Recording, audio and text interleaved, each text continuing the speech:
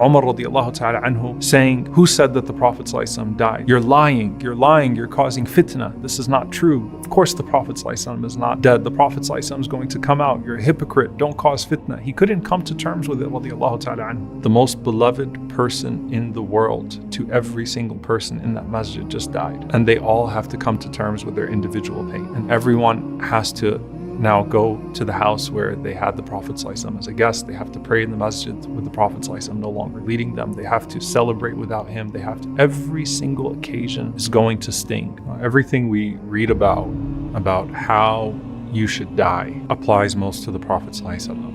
That when a person dies, either they are relieved of this world or the world is relieved from them. When Allah talks about an evil person, مَا بَكَتْ عَلَيْهِمُ السَّمَاءُ وَالْأَرْضُ, that the heavens and the earth did not shed a tear for them. Ibn Abbas radiallahu ta'ala anhuma, he says that for the righteous person, the heavens cry when they die because the gate of the heavens that their deeds used to ascend from is no longer open. And their place of sajda, the earth cries, the place of sajda, of prostration cries. And you think about the Prophet ﷺ in that regard. A person that everyone longed for when he was alive, and a person that everyone would grieve when he would die sallallahu alaihi wasallam.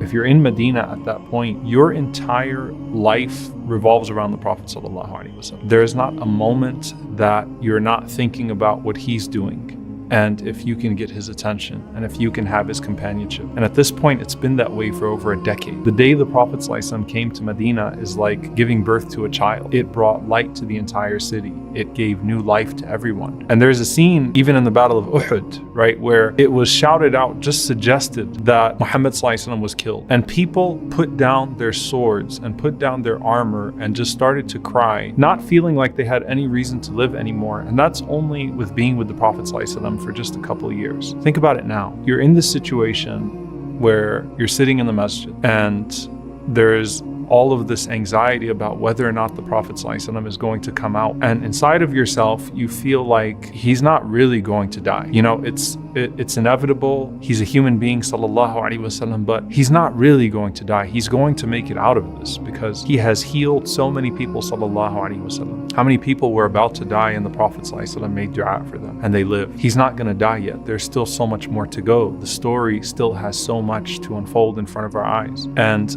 how befitting is it that the last sight of the Prophet ﷺ is a smile. He's in his room, sallallahu alaihi wasallam, and Anas radiallahu ta'ala anhu describes the scene. We're praying and you see the Prophet ﷺ draw his curtain and he smiles, tabassama dahikan. He smiles and he laughs, meaning you could see all of his teeth, sallallahu alaihi wasallam, and his face was like the page of a mushaf, meaning his most beautiful smile was the last smile he gave to this ummah. When he came into Medina, Abdullah ibn Salam embraced Islam because of his smile, and he's leaving Medina and he's leaving this world with a smile, sallallahu alaihi wasallam. And you're in salah and you're looking at him and you're so excited because the way he's smiling, that means he must be recovering. He's going to come back out. And the Prophet ﷺ says, keep on praying, as if to say, keep on going. I fulfilled my mission. I did what I was supposed to do. I conveyed the message. Now you're in prayer.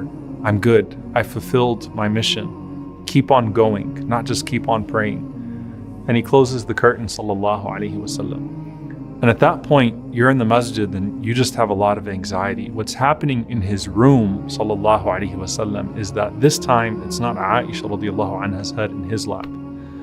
This time it's his head in her lap. And Aisha radiallahu ta'ala anha is describing the severity of the fever of the Prophet sallallahu alaihi wasallam. And he's saying, La ilaha illallah, inna lil mawti sakarat. La ilaha illallah, verily, the closing of death, the coming of death, and the last moments of this world are difficult. Ibn Mas'ud radiallahu ta'ala anhu, he said that the fever of the Prophet ﷺ was hotter than anything he had ever felt. And while he's in her lap, the Prophet ﷺ sees her brother, Abdurrahman, and he has a siwak. And Aisha radiallahu anha knows that the Prophet ﷺ is looking at it. So Aisha radiallahu anha says, do you want me to get that for you? And the Prophet ﷺ, he nods. So she gets the siwak and she chews it and she gives it to the Prophet ﷺ. and the Prophet ﷺ brushes his teeth for the very last time. He used to use the siwak ﷺ for every prayer, for every single salah, to prepare himself for his conversation with his Lord. And he uses that siwak ﷺ, and he looks up and his face lights up as Jibreel alayhi salam enters into the room. And Jibreel alayhi salam gives him that choice to either live with eternity in this world, as long as this world exists, or to be with the highest companion. And he chooses sallallahu alayhi wasallam al-Rafiq al-A'la. He chooses the highest companion. And he continues to look up and he continues to say, rather I choose al-Rafiq al-A'la, the highest companion, until Aisha radiallahu ta'ala anha says that the hand of the Prophet ﷺ comes down and his soul leaves his body sallallahu alayhi wasallam. And she says that this beautiful scent filled the room immediately.